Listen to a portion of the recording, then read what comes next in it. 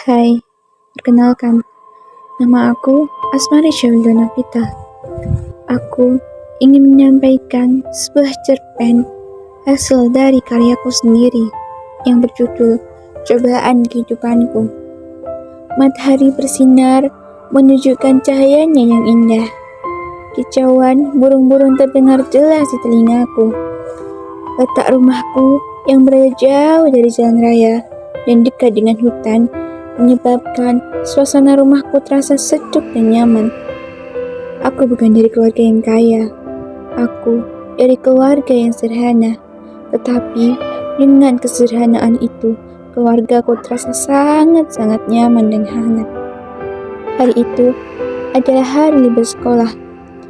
Seperti hari libur biasanya, setiap pagi aku selalu membantu orang tuaku untuk memasak, menyapu, mengepel, dan lain-lain. Setelah pekerjaan rumah selesai, aku, ayah, dan ibu beranjak ke ruang makan untuk sarapan pagi bersama. Selesai makan, aku dan ibuku membereskan dapur. Sementara ayahku bersiap-siap untuk pergi bekerja. Ketika di dapur, aku berbincang-bincang dengan ibuku.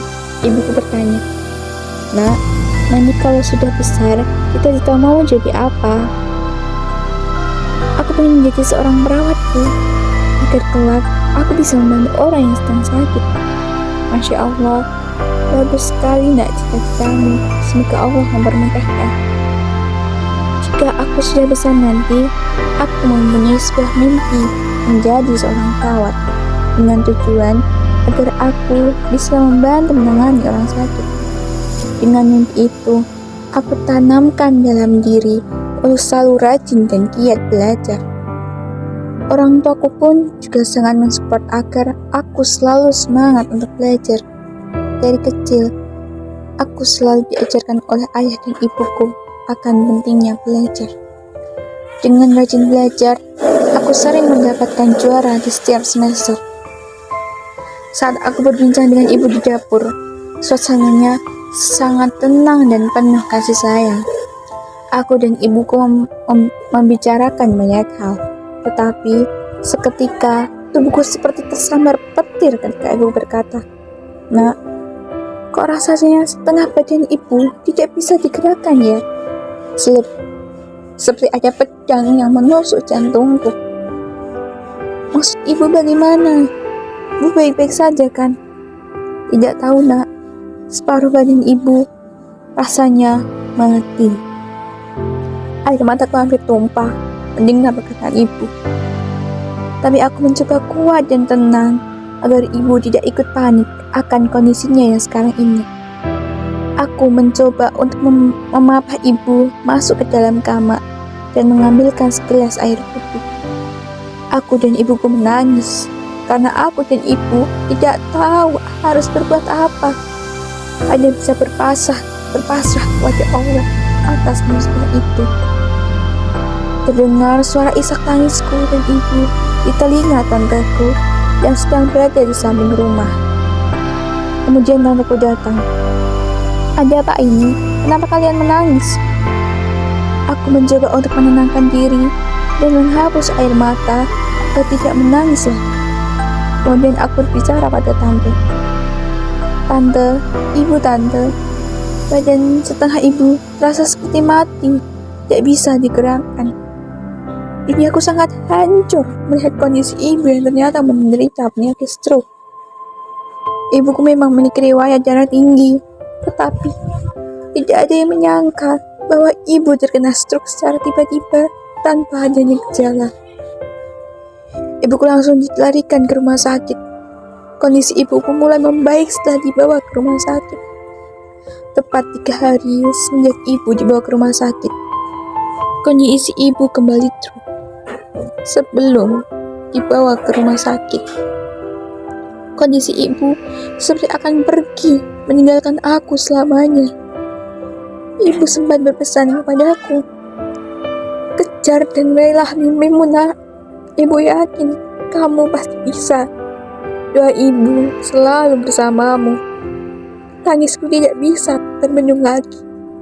Saat ibu akan selalu aku ingat dan akan aku lakukan semampuku. Aku tidak akan pernah melupakan pesanmu, Ibu. Hari demi hari, bulan demi bulan, dan tahun demi tahun. Sudah 3 tahun lebih ibuku menderita penyakit stroke. Aku dan ayah selalu menjaga dan merawat ibuku, seperti ibuku dulu merawatku dengan sabar dan penuh kasih sayang. Keadaan ibuku sudah mulai membaik. Tak lupa, aku selalu belajar agar mendapatkan beasiswa untuk mengurangi kebutuhan biaya kuliahku nanti. Pagi, siang, dan malam, aku terus belajar dengan giat. Masa SMA aku telah aku lalui. Rasanya berjalan begitu cepat, seperti angin yang lewat begitu saja. Aku mendapatkan beasiswa kuliah dari sekolah karena mendapat nilai terbaik ketika lulus SMA. Ayah, Ibu, aku mendapatkan beasiswa dari sekolah untuk kuliah di jurusan keperawatan. Ayah dan ibuku sangat terkejut mendengar perkataanku. Lantas mereka menjawab, "Akhirnya, semua mimpi yang kamu impikan dari sejak kecil sebentar lagi akan terwujud, Nak." Teleponku berdering dengan suara nyaring. Buru-buru aku mengangkat teleponnya. Wajahku yang awalnya senang sekarang nampak murung. Setelah menerima telepon dari guruku, aku mendapat kabar bahwa universitas dari beasiswa yang aku terima itu berlokasi di luar kota, sehingga aku harus berjauhan dengan ayah dan ibuku. Ingin rasanya aku menolak beasiswa itu, tapi itu adalah mimpiku, mimpi yang selama ini aku perjuangkan. Pikiranku kacau. Aku harus memilih antara aku mengejar beasiswa itu atau aku tetap tinggal dekat bersama orang tuaku dan mengubur mimpiku menjadi seorang perawat. Nak, kenapa wajahnya menjadi murung? Bukankah itu kabar baik? Tanya ayahku. Ayah, ini adalah hal yang selalu aku tunggu. Aku ingin menggapai mimpiku itu, tapi letak universitasnya berada di luar kota. Aku tidak ingin meninggalkan ayah dan ibu. Dengan penuh ikhtiar, aku meminta petunjuk kepada Allah. Aku memutuskan bahwa aku akan mencari universitas lain yang lokasinya berada dalam daerahku. Beasiswa itu aku kembalikan ke sekolah agar orang lain yang menggunakannya. Aku mencari universitas lain dan diterima di universitas terbuka. Kemudian aku mengambil jurusan akuntansi. Untuk mencukupi kebutuhan hidupku, aku bekerja secara part-time. Setelah pulang kuliah, aku langsung kerja sampai malam. Walaupun aku tidak jadi seorang perawat, setidaknya aku masih bisa merasakan duduk di bangku perkuliahan.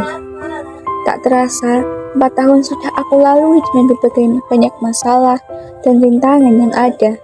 Orang tuaku selalu mendukung semua keputusanku dan doa mereka tidak pernah putus. Akhirnya tiba di hari kelulusanku. Orang tuaku diundang untuk datang ke acara kelulusanku. Mereka sangat senang dan antusias untuk datang. Akan tetapi, yang bisa datang hanyalah ayahku, karena ibuku belum sembuh total dari penyakit stroke dan memilih agar tidak ikut. Kabar baiknya, aku mendapat gelar cum laude. Pagi-pagi, ayahku sudah berangkat ke acara kelulusanku. Aku menunggu ayah untuk menjemputku di kos. Hampir setengah jam aku menunggu, tapi ayah tak kunjung datang. Rasa khawatir itu bergejolak. Kenapa ayah belum datang? Aku mencoba menelpon ayah berulang-ulang kali, tapi tidak ada respon dari ayah. Selang beberapa menit, ayah menelponku, dan segera aku mengangkatnya.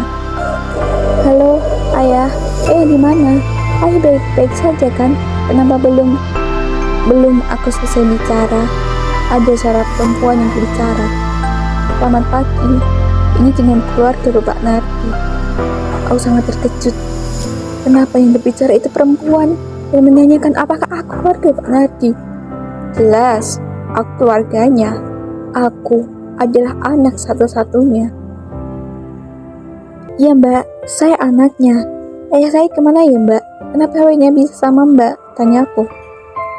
Maaf sebelumnya, saya lancang membuka HP Pak Nardi dan menelpon mbak. Tetapi saya hanya ingin menyampaikan bahwa Pak Nardi sudah tidak ada. Beliau meninggal di tempat karena kecelakaan. Dek, hatiku hancur berkeping-keping. Mataku memanas mendengar perkataan perempuan itu. Maksud mbak itu apa? Tidak mungkin saya meninggal. Beliau sedang dalam perjalanan untuk menghadiri acara kelulusan saya. Coba ada apa lagi ini? Di hari bahagia ini, kenapa dibarengi dengan berita duka? Ibu, bagaimana perasaan ibu? Bagaimana kondisi ibu jika mengetahui hal ini? Tangisku pecah melihat kondisi ayahku yang sudah tak bernyawa. Aku melihat di atas meja ada sebuah bukit bunga yang sangat indah, tetapi bukit itu sudah dipenuhi dengan bercak darah. Bukit itu terdapat surat yang berisi, untuk anakku tersayang, selamat di atas kelulusanmu. Ayah dan ibu sangat bangga padamu. Bahkan ayah dan ibu belum bisa menjadi orang tua yang terbaik. Kamu anak yang hebat. Air mataku terus mengalir dengan keras. Kenapa ya Allah? Kenapa Engkau memberikan cobaan ini kepadaku dan keluargaku? Aku belum sempat membanggakan kedua orang tuaku. Tetapi kenapa Engkau lebih dahulu mengambil ayahku untuk pulang? Terima kasih.